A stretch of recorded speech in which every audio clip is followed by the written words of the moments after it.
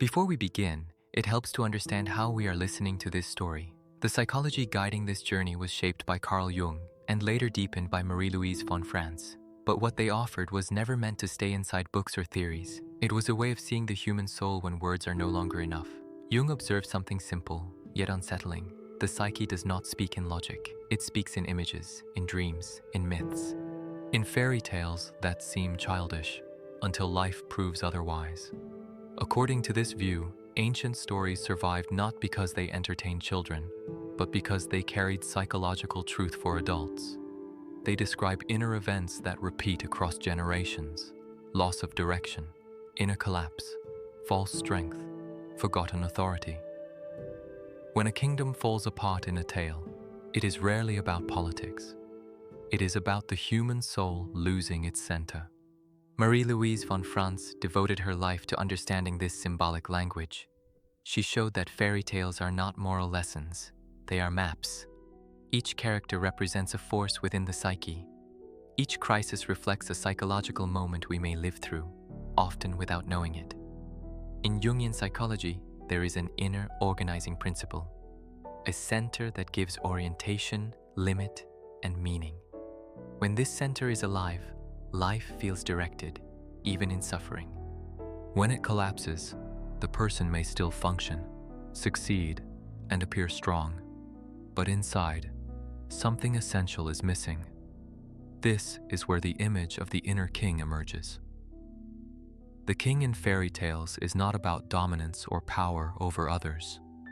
He symbolizes inner authority, the capacity to rule oneself, to decide, to say yes and no with clarity. When this king is wounded, absent, or paralyzed, the psyche becomes a divided kingdom, ruled by impulses, fears, addictions, or external expectations. In the inner king, when the soul loses its right to rule, we will not analyze symbols as concepts. We will let the story speak first. We will listen to what the broken throne, the silent ruler, and the decaying kingdom reveal about modern adulthood. This is not about becoming stronger. It is about remembering who was meant to govern your inner world and understanding why that authority was lost in the first place.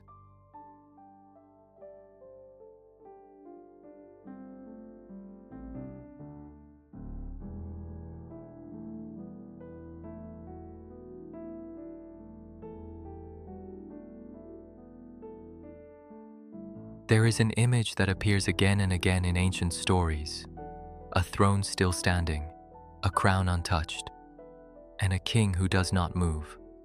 At first glance, nothing seems wrong. The throne has not been destroyed. The kingdom still exists, yet something essential is missing.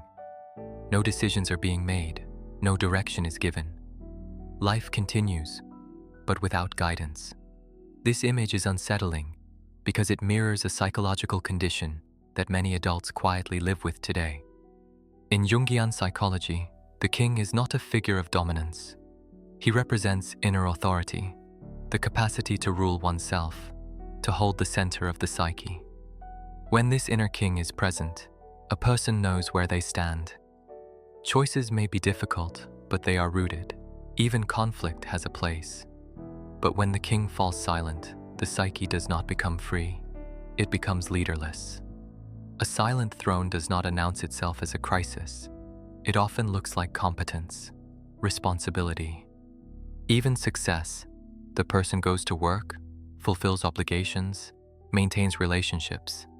Yet inside, decisions feel heavy, direction feels blurred. Energy is scattered across too many demands. The soul feels governed by urgency rather than meaning.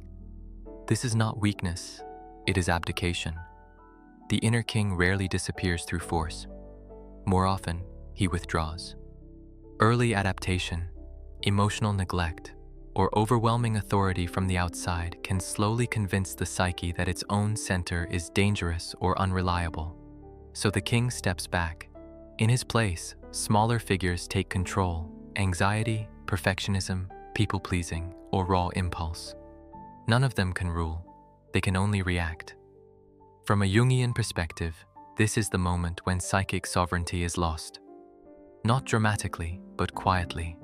The throne remains, yet no one claims it. Life becomes a series of responses instead of a lived direction. Fairy tales understood this long before psychology gave it a name. A king who cannot speak or act is a warning symbol. It tells us that the organizing center of the soul has been injured. Without that center, the kingdom fragments. The fields are neglected. The borders weaken. Chaos does not erupt immediately. It seeps in. The modern soul often mistakes this condition for freedom. Without an inner ruler, everything seems possible. But over time, possibility becomes paralysis. Choice becomes exhaustion. The absence of authority does not liberate the psyche. It burdens it. The silent throne asks a disturbing question. Who is governing your inner world right now? Not who influences you, not who pressures you, but who truly decides, who sets limits, who holds the long view when emotions surge and impulses demand control. This chapter does not ask you to overthrow anything. It asks something more difficult, to notice whether the throne within you has been left unattended. Because before a king can return, there must be a recognition that the silence itself is not peace, it is a signal. And every signal, once seen, begins to speak.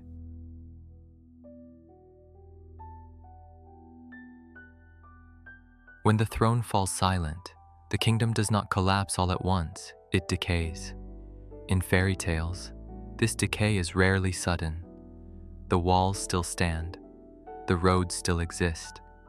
Life continues on the surface, yet something subtle changes in the atmosphere of the kingdom. Crops no longer grow as they once did. The land feels exhausted, order becomes fragile. What was once alive begins to feel managed, not tended. Psychologically, this image describes a soul that has lost its inner center. Without the organizing presence of the king, the psyche becomes a territory ruled by fragments. Desires pull in opposite directions. Fear demands immediate action.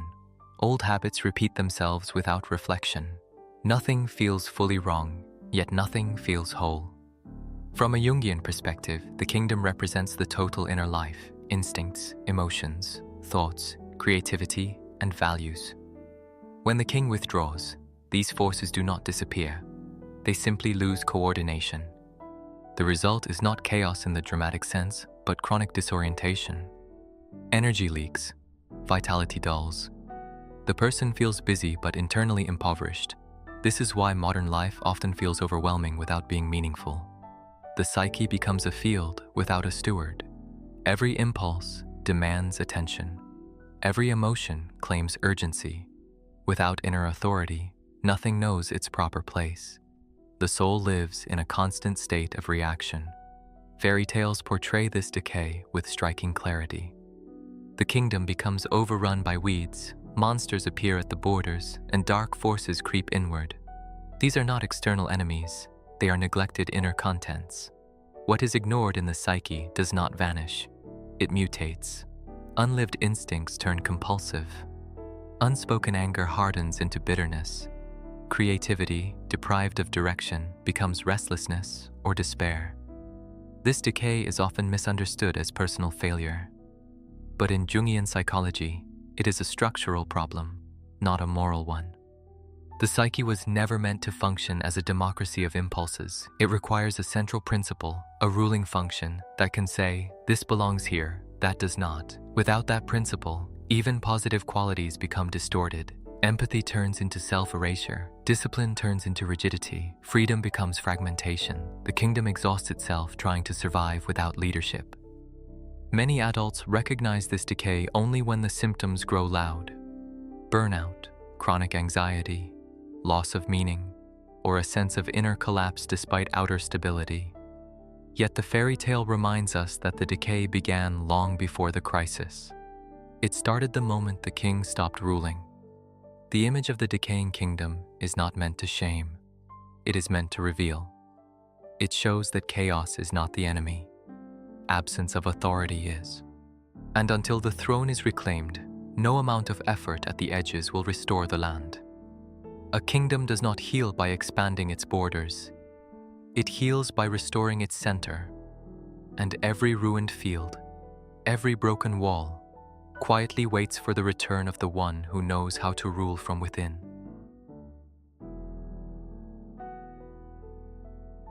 In many fairy tales, the king is not overthrown.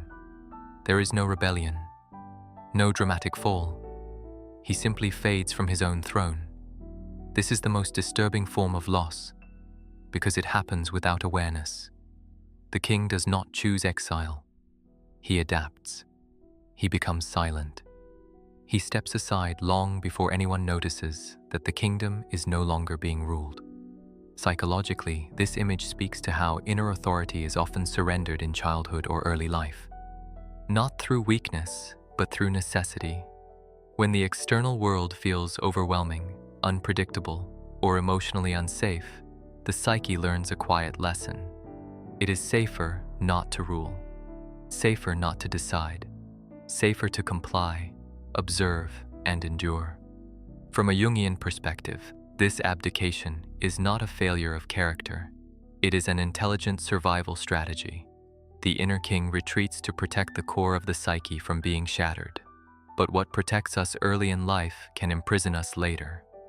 The king never returns to the throne on his own. He waits to be called back. Fairy tales often portray this moment indirectly.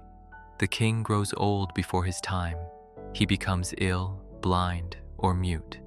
These are not literal symptoms. They symbolize a loss of orientation. The center still exists, but it no longer speaks with authority. Decisions are postponed.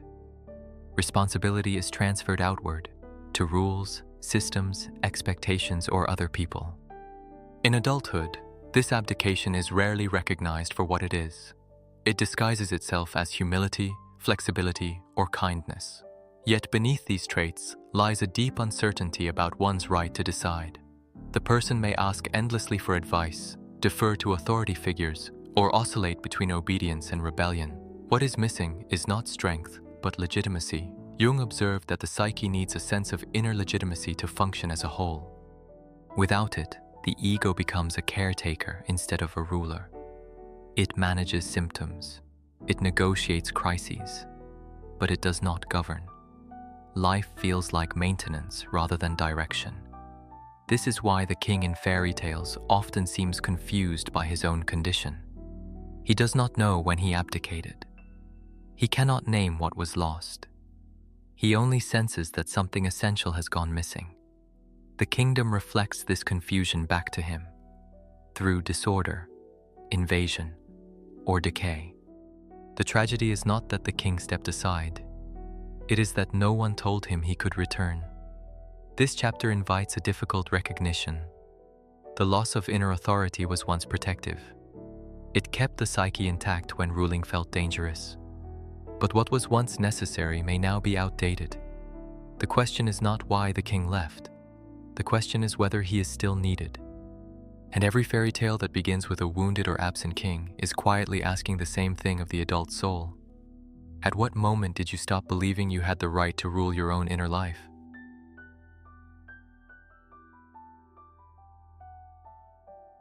Among the many fairy tales that speak to lost inner authority, Iron John stands apart. It does not begin with a weak boy, but with a terrifying figure, a wild man covered in rust, chained, imprisoned, feared. He is strong, ancient, and dangerous, yet rendered powerless by confinement. This image is not accidental. It is a portrait of the wounded masculine principle in the psyche. In Jungian psychology, the masculine is not about gender. It is a function. It represents direction, boundary, decision, and the capacity to act in alignment with inner truth. When this function is healthy, it gives structure to life. When it is wounded, the psyche becomes either passive or compulsively controlling. There is rarely a middle ground. Iron John embodies this wound. He is not weak. He is bound. His strength has been stripped of legitimacy. The kingdom fears him, not because he is evil, but because his power no longer has a place. So he is locked away in the forest, buried beneath rust, neglected, forgotten, and dangerous precisely because he has been exiled from consciousness. Psychologically, this mirrors what happens when the inner masculine is suppressed early in life. when assertiveness is punished, when anger is shamed, when independence threatens attachment. The psyche learns that decisive energy is unsafe, so it is pushed into the unconscious. But buried energy does not disappear. It corrodes. This is why modern adults often struggle with a strange contradiction. They feel exhausted, yet restless, passive, yet inwardly tense. They avoid conflict, but harbor resentment. This is not softness. It is a wounded authority structure. The king has abdicated, and Iron John has been chained. In the tale, liberation does not come through dominance or rebellion. It comes through relationship. The boy frees Iron John not to unleash chaos, but to restore rightful strength. The wild man becomes a guide, not a tyrant. This is a crucial psychological distinction. Integrated authority does not oppress the psyche, it protects it. When the wounded masculine is reclaimed, something subtle shifts. Decisions no longer feel violent. Boundaries no longer feel cruel. Saying no longer threatens connection. The inner king begins to regain support. Authority becomes grounded rather than reactive. Without this integration, the psyche swings between extremes. Either authority is avoided altogether, or it erupts in rigid control, addiction to productivity, or moral superiority. Iron John warns us, when strength is denied consciousness, it returns distorted. This chapter is not about reclaiming power over others. It is about restoring a lost alliance within. The king cannot rule alone. He requires the strength that was once exiled. Iron John waits in the forest of the psyche, rusted but alive. Not to dominate the kingdom, but to remind the king that authority without strength collapses, and strength without authority becomes destructive. Only together can sovereignty be restored.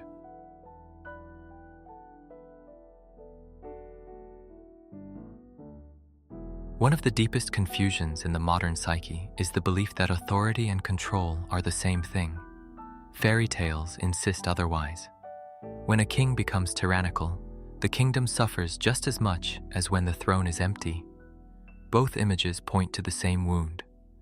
Authority has lost its symbolic meaning. Control is reactive. It emerges from fear. It tightens its grip because it does not trust what lives within the kingdom. Authority, by contrast, is relational. It arises from inner legitimacy. It does not need to dominate because it knows where it stands. In Jungian psychology, true authority is not imposed on the psyche. It is recognized by it. The inner king does not suppress instincts, emotions, or imagination. He listens, evaluates, and orders them. Each force has a place. Each voice has a boundary. Control silences. Authority integrates. This distinction becomes visible in adult life. When inner authority is absent, the psyche compensates through control. Schedules become rigid. Productivity turns compulsive. Morality becomes inflexible. On the surface, this looks like strength, but beneath it lies anxiety, the fear that if control loosens, chaos will erupt. Fairy tales depict this figure clearly, the rigid king who forbids, punishes, and isolates himself from his people. He rules, but he does not relate. His kingdom may appear orderly, yet it is lifeless. This is not sovereignty. It is fear disguised as leadership. Conversely, the true king is often invisible. He does not need to announce his authority. His presence is felt through coherence. The kingdom functions because there is trust in the center. Even conflict becomes meaningful because it is held within a larger order. Psychologically, this means that inner authority allows for emotion without being ruled by it. Anger can be felt without becoming destructive. Desire can be acknowledged without taking over. Fear can speak without dictating action. Control reacts to emotion. Authority contains it. Many adults resist reclaiming authority because they fear becoming harsh, selfish, or rigid. But this fear itself is evidence of how deeply authority has been misunderstood. Without inner authority, the psyche is not kinder. It is fragmented. It becomes vulnerable to impulses, external pressure, and unconscious patterns. Jung observed that individuation requires a center strong enough to hold opposites. Authority is that center. It does not choose sides blindly. It discerns. It delays when necessary. It acts when the moment arrives. The fairy tale lesson is simple and demanding. A kingdom does not flourish because everything is controlled. It flourishes because everything is oriented. This chapter invites a redefinition. Authority is not force. It is responsibility. It is the willingness to stand at the center of one's inner life and answer for what happens there. Control asks, how do I prevent chaos? Authority asks, what belongs and what does not? Only the second question can restore sovereignty to the soul.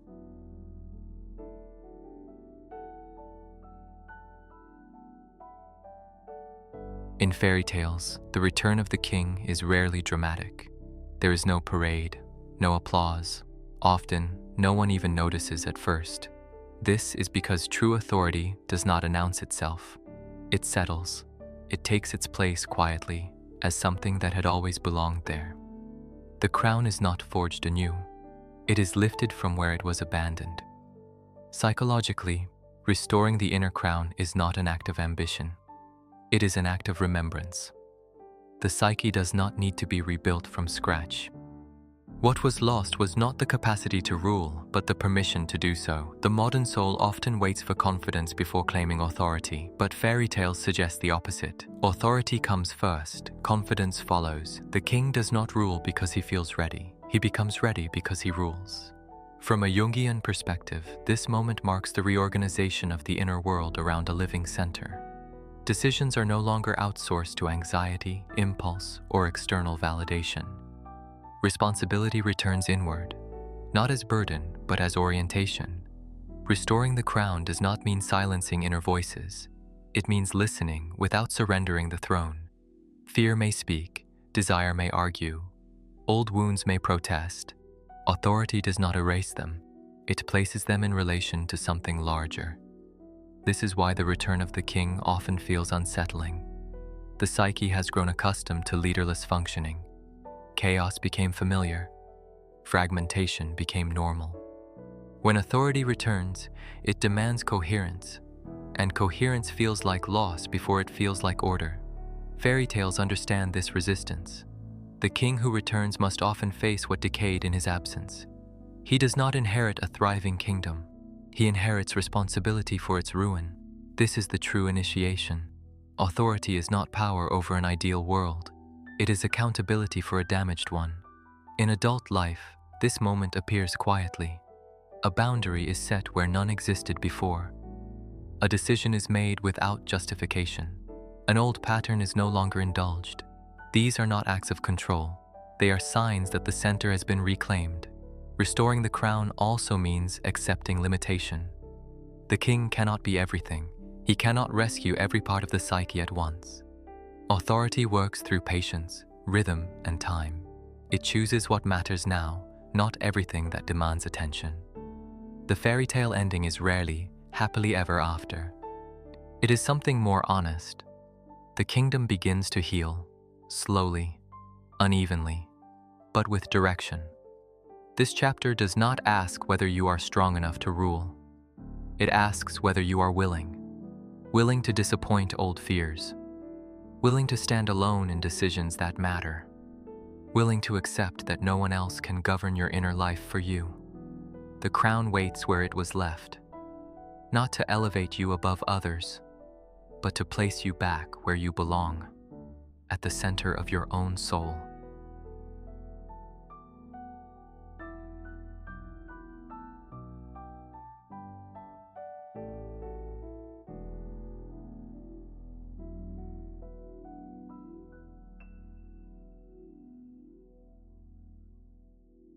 Before you leave this story, pause for a moment. Ask yourself honestly, who is ruling your inner world right now? Is there a living center making decisions with clarity and responsibility? Or has authority been quietly handed over to fear, urgency, habit, or the expectations of others? The video speaks of a king who did not fall, but withdrew. So the real question is not whether your life feels chaotic or ordered on the surface. It is this: At what moment did you stop believing you had the right to decide the direction of your own soul? And what has been ruling in your absence ever since? If this reflection resonated with you, I invite you to stay. Subscribe to the channel, like the video, and share your thoughts in the comments, not to agree or disagree, but to name what stirred inside you. This channel is not about answers. It is about recovering symbolic orientation in a culture that has forgotten how to listen inwardly. More stories are coming, more forgotten kings, more journeys into the quiet places of the psyche where meaning is still waiting. Until the next video, keep listening, because what is silent within you may be asking to rule again.